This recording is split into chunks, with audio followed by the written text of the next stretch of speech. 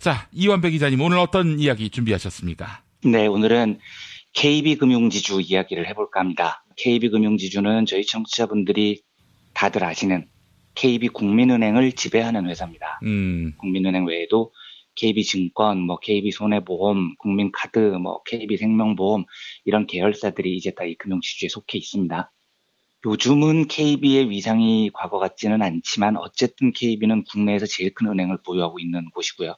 한국 금융업계에서 제일 중요한 위치를 차지하고 있는 기업이기도 하죠. 그런데 이 중요한 KB금융지주의 수장을 뽑는 면접이 다음 주 화요일 26일에 있습니다. 이 과정을 오늘 먼저 상세히 소개를 해드리겠습니다. 지금 이 금융지주 회사의 회장이 윤종규라는 자입니다. 근데 이 윤종규라는 자는 KB그룹 지배자 중에서 아마 가장 강력한 권력을 갖고 있다고 해도 과언이 아닐 거예요. 왜냐하면 이게 좀 복잡한데 2014년에 KB 사태라는 게 한번 터졌습니다. 금융권에서는 굉장히 유명한 사태예요.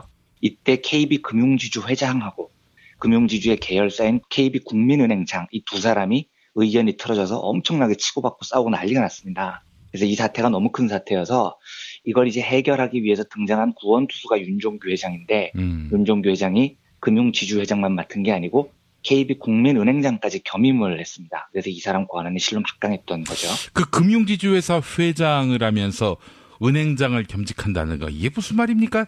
예전에 강만수 씨도 그랬던 것 같은데. 그렇죠. 그러니까 보통 금융지주 회장이라고 하면 전 계열사들을 총괄하는 총수 자리 위치에 있는 겁니다. 그리고 계열사들 사장은 다 따로 있는 거죠. 예. 그런데 이 사람은 전체 총수 자리에 앉아 있는 상태에서 제일 중요한 계열사의 사장까지 같이 맡은 거죠. 그러니까 이재용이 삼성그룹 회장하고 삼성전자 회장을 동시에 맡은 격입니다. 가장 강력한 지배자가 됐었던 거죠. 윤종규 씨가요. 예. 근데 이제 이 사람을 어떻게 설명하면 좋냐면 지금 월가를 지배하는 금융인들, 그러니까 세계를 신자유주의의 악마적인 시대로 이끌었던 이 지구의 지배자들이죠. 윤종규 회장이 딱 그런 인물이에요. 전형적인 재무통이고 숫자로 모든 세상을 이해하는 전형적인 월가 스타일의 경영자입니다. 그런데 이 사람 임기가 11월에 만료가 돼요. 그래서 윤종규 씨가 연임 도전에 지금 나섰습니다. 그리고 사실상 연임이 거의 확정됐다라는 지금 보도가 나오고 있습니다. 아무 평가 없이 제가 드라이하게 연임 과정을 살펴보겠습니다. 과연 이 과정이 정상적인 과정인지를 듣고 판단을 해주십시오. 이 회사 회장을 어디서 뽑느냐? 이사회에서 뽑습니다. 이사회에서 결정권을 쥔 사람들은 7명의 사회이사들입니다. 그런데 이 사회이사들을 누가 지목했느냐? 윤종규 씨가 지목을 했습니다. 그리고 그 이사회가 이번에 윤종규 씨 연임을 결정합니다. 벌써부터 지금 개그 콘서트가 시작이 된 겁니다. 예, 내가 뽑은 사회이사들이 나를 회장으로 뽑아주는 짜고 친 모습이 지금 벌어진 거죠. 우리나라의 금융을 지배하는 KB금융지주 같은 중요한 회사의 회장을 뽑는데요. 도전자가 얼마나 많겠습니까? 그러면 이 과정은 굉장히 투명해야 됩니다. 이유는 제가 나중에 다시 말씀드리겠습니다만 그런데 지금 KB금융지주는 금감원에서 감사를 받고 있습니다. 원래 은행이라는 곳은 이제 이재용 같이 재벌식으로 주인이 따로 있는 곳이 아니어서 그리고 금융의 공공성이 매우 중요하기 때문에 정부 기관인 금감원의 감사가 굉장히 중요한 행사입니다.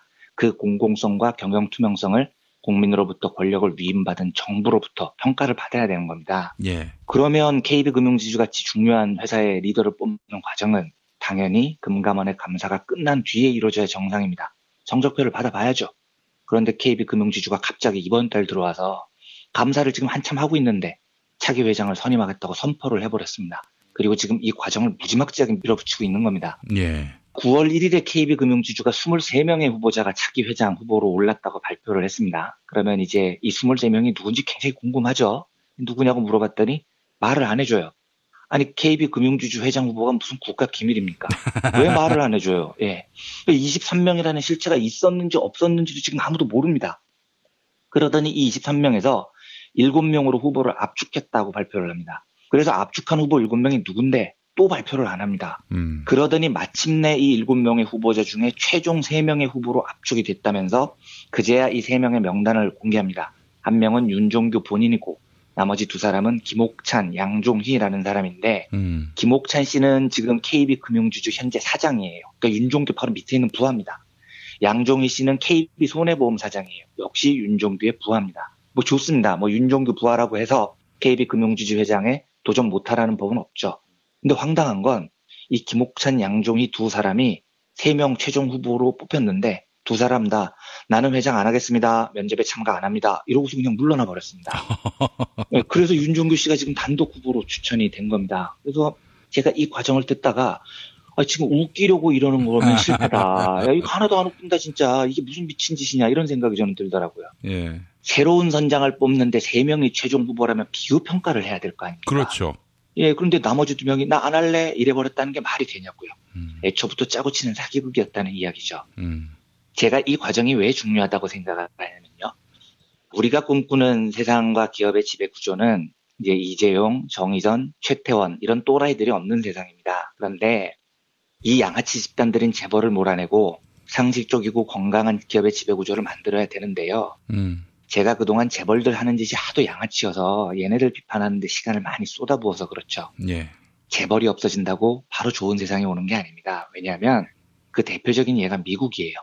미국을 보면 이재용, 정의선, 최태원 같은 또라이 재벌들은 없죠. 하지만 미국을 지배하는 곧 세상을 지배하는 곳은 월스트리트라는 곳입니다. 재벌같이 주인이 없어도 이 자본의 탐욕에 쩔어 있는 금융 마피아들이 자기들끼리 짜고 치는 고스톱을 만들어서 세상을 신자유주의 같은 악마의 구렁텅이로 몰아넣어 버렸습니다. 예. 그래서 중요한 건 재벌을 없애는 것도 중요하지만 그와 동시에 재벌이 없는 세상에서 어떤 지도자가 기업을 이끌어야 하는지 그 과정을 설계하는 것도 굉장히 중요하다는 겁니다. 예, 예. 근데 우리나라는 이 과정을 어디서부터 설계해야 되냐면 바로 금융그룹으로부터 설계를 해야 됩니다. 왜냐하면 금융그룹은 지금 재벌이 없는 주인이 없는 기업이에요. 그래서 이 기업들의 지도자를 뽑는 과정은 굉장히 공적이어야 되고요. 굉장히 공정해야 됩니다. 이게 대한민국 미래 경제 시스템을 그리는 설계도라는 겁니다. 근데 예전에는 이렇게 주인이 없는 금융기관 수장으로 전부 대통령 친구들이 낙하산을 타고 내려왔습니다. 예, 아까 말씀해 주셨던 강만수 산업은행장이었죠. 근데 이때 MB 최측근 고소용들이라고 불리는 인간들이 금융기관을 완전히 장악을 합니다. 그래서 강만수 산업은행장, 김승유 하나금융지주회장, 이팔성 우리금융지주회장, 어윤대 전 KB금융지주회장 이 4명이 금융권 4대 천왕이라는 별명으로 불렸었어요. 그런데 강만수 씨는 뭐 다 아시다시피 MB 정권 때 기재부 장관을 지내서 나라 말아먹는데 시원하게 일조를 하신 분이죠. 이분 소망교회 다니셨습니다. 그 유명한 고소영 라인이죠. 근데 이 사람 2012년에 새누리당 원유철 의원 부탁을 받아서 원희연 지역구 플랜트 설비업체 W사라는 회사에 이 대기신용 등급이 낮았던 회사거든요. 예. 이 회사한테 490억 원대 부당대출을 지시를 했습니다. 그래서 지금 구속됐죠. 4대 천왕 중에 한 명이라는 김승유 하나금융지주회장 고대 나왔습니다. 이명박 동기예요. 어윤대 KB금융지주회장 이 사람도 고대 나왔습니다. 이명박 대학 2년 후배예요. 이팔성 우리금융지주회장 이 사람도 고대 나왔습니다. 이명박 후배죠. 4대 천왕이라는 사람이 전부 고소형입니다. 지랄도 이런 지랄이 없었던 거죠 그때는요. 그럼 박근혜 때는 어땠느냐. 서금회라는 게 있었습니다. 네. 서금회는 서강대 출신 금융인의 모임들이에요. 지난 4년 동안 이 서금회가 또 주인 없는 금융권을 완전히 장악을 합니다. 홍기태 KDB 금융그룹 회장, KDB가 산업은행이죠. 강만수가 행장 맡았던 이 사람 서강대 출신입니다. 이덕훈 수출입은행장 서강대 출신이에요. 홍성국 대우증권 사장 서강대 출신입니다. 이런 미친 짓거리들을 지난 보수정권 9년 동안 했습니다. 금융권이 무슨 공수부대 훈련장입니까? 온통 낙하산으로 사람들을 다 채우게요. 예? 근데 문제는 이제 새 정부가 들어와서 이런 학연, 지연, 인사가 비로소 끝날 조짐을 보입니다. 그러면 이 경우 무주공산이 된 금융권 수장을 뽑는 과정을 정말 설계를 잘해야 됩니다. 고소영, 서금회 같은 낙하산이 와서도 절대로 안 되지만 무주공산이 됐다고 윤종규 같은 자가 셀프 연임이라는 희대의 개그를 벌여서도 안 된다는 뜻입니다. 예. 이 과정을 잘 설계하지 않으면 우리가 열심히 투쟁해서 재벌이 없는 세상을 만들어도 월과 같은 탐욕적인 세력이 한국 금융하고 기업을 장악하게 됩니다. 죽 써서 개 주는 거죠 이러면요. 투쟁하면서 고생은 우리가 하고 과실은 왕서방이 챙겨가는 겁니다. 이 윤종규라는 자가 왜 셀프 임명이라는 사기극을 통해서 차기 KB금융지주 수장이 돼서는 안 되냐면요. 이 자는 금융의 공공성이라는 걸 전혀 이해를 못하는 전형적인 월가 스타일이에요. 예. 박근혜가 작년에 공기업 공공부문 성과연봉제 도입하겠다고 난리를 쳤죠. 예. 이제야 문재인 정부에서 그 그릇된 일을 바로 잡았습니다. 그런데 이때 박근혜가 주인이 없는 영역인 금융권에도 성과연봉제 도입을 강행을 했어요. 그런데 이 윤종규라는 자는 그때 KB금융지주에서 성과연봉제 도입에 제일 앞장섰던 인물입니다. 한마디로 박근혜 따까리였다는 이야기죠.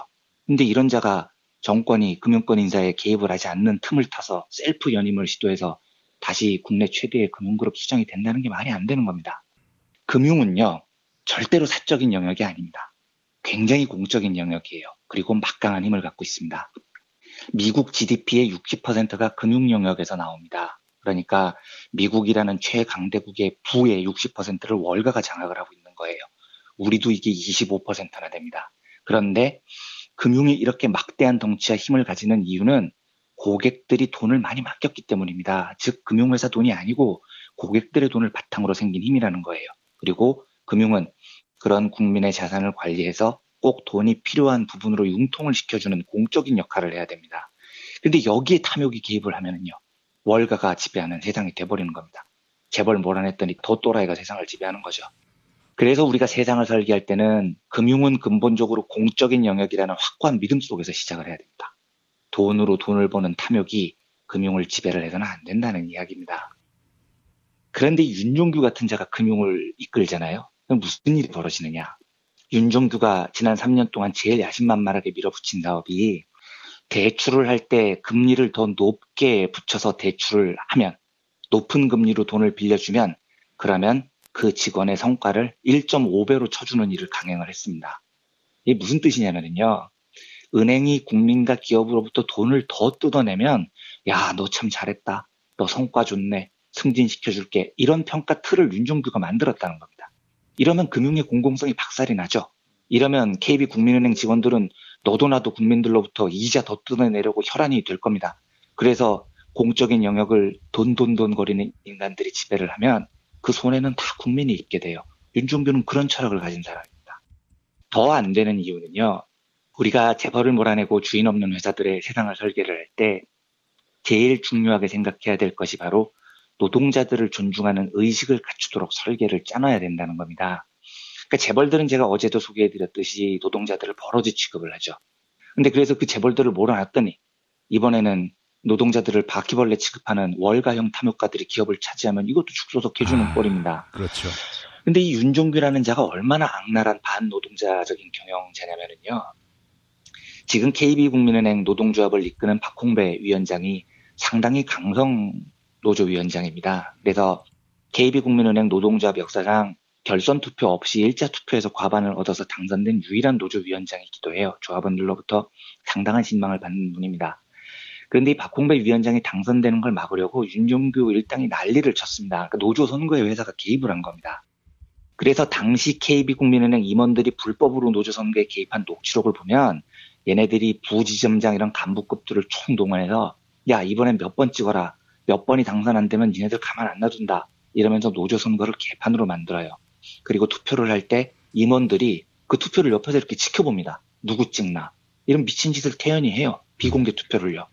여기 노조가 항의를 하니까 뭐라고 답을 하냐면, 원래 가족끼리 투표할 때도 누구 찍을까 상의하지 않느냐, 이렇게 답을 해요. 진짜 가족 같은 소리하고 앉아있는 겁니다. 예? 제가 윤종규 씨한테 제가 묻겠습니다. 솔직히 말해서 니들이 언제 노동자들을 가족으로 생각을 했어요? 가족같이 생각을 했겠죠. 예? 실제로 사측에서 박홍배 위원장 당선 막으려고 선거에서 당선이 된 위원장을 별의별 시비를 걸어서 선거를 무효로 한번 만든 적이 있어요.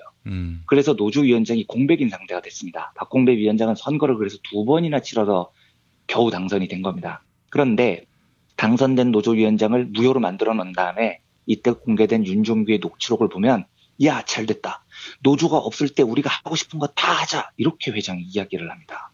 이게 뭔 놈의 가족이에요? 예? 뭔 놈의 가족이 얼마나 개판이면 가족이 없을 때 하고 싶은 거 다 하자, 이런 헛소리가 등장을 합니까? 이 윤종규 씨가 진짜 유명한 게요, 노조가 만나자고 하면 안 만나주는 걸로 유명합니다. 그러니까 뭐 대단한 요구를 하는 게 아니고 만나자고요. 오죽했으면 KB국민카드 노조원들이 회장 얼굴 좀 보자고 집 앞에서 1인 시위를 한 적도 있어요. 그런데 안 만나줍니다. 그래서 KB금융그룹의 임단협 현황을 보면은요, 전부 다 1년 6개월 이렇게 지연이 돼 있습니다. 왜냐하면 안 만나주기 때문입니다. 그러니까 만나야 협상을 할 거 아닙니까? 만나야. 그래서 제가 윤종규 씨한테 얘기하고 싶습니다. 가족 좀 자주 만나주세요. 예? 가족이라면서 왜 얼굴을 안 보여줍니까? 이 회사 유명한 일화가 KB국민카드에서 성과연봉제를 도입하겠다고 인사 담당 상무 이인우 씨라는 사람이 있어요. 그래서 이제 설명회를 엽니다. 그런데 노조를 설명회장에 못 들어오게 막아요. 그러더니 노동자들에게 어떻게 설명을 하냐면, 야, 노조가 저렇게 개판이어서 회사를 다 말아먹는다. 이러더니 니네 노동자들도 노조하고 공범이야. 이렇게 소리를 질렀대요. 공범이라는 말은 범죄자라는 뜻입니다. 그렇죠? 노조를 범죄자 취급을 해요. 아니, 뭔 가족을 범죄자 취급을 해요. 가족이라면서. 얘네들도 유명한 일화가 이번 달에 그 KB 노조가 전 조합원들을 대상으로 온라인 설문조사를 했습니다. 휴대폰으로 뭘 물었냐면, 귀하는 이번 회장 선임 절차가 투명하고 공정하다고 생각하십니까? 예, 아니요에 찍을 수 있게 돼 있습니다. 그리고 두 번째 질문. 귀하는 윤종규 현 회장의 연임에 찬성하십니까? 찬성 반대 찍을 수 있게 돼 있습니다. 이걸 이제 이틀 동안 설문을 받았는데요. 5일하고 6일에요. 6일 설문조사 마감하기 직전 오후 3시부터 5시까지 2시간 동안 갑자기 이때 연임에 찬성한다는 설문이 폭발적으로 들어오기 시작합니다. 이때 4,252건이 이 2시간에 찬성 설문을 찍었어요. 예. 이상하잖아요. 노조가 보기에. 마감 2시간 전에. 그 전까지는 80%가 넘는 압도적인 연임 반대 여론이 높았거든요. 예. 그래서 뭔 일인가 노조가 IP를 추적해서 까봤습니다. 그랬더니 17개 단말기에서 찬성이 4,252건이 나온 거예요. 그러니까 여론을 조작했다는 겁니다. 얘네들이요. 참 꼼꼼한 새끼들입니다. 노조가 하는 설문조사에 이런 고차원 기술을 동원을 해서 개입을 할 참신한 아이디어는 어디서 나오는 거예요. 그 시간에 경영이나 좀 잘하죠. 그런데 진짜 웃긴 게 이렇게 조작을 했어요.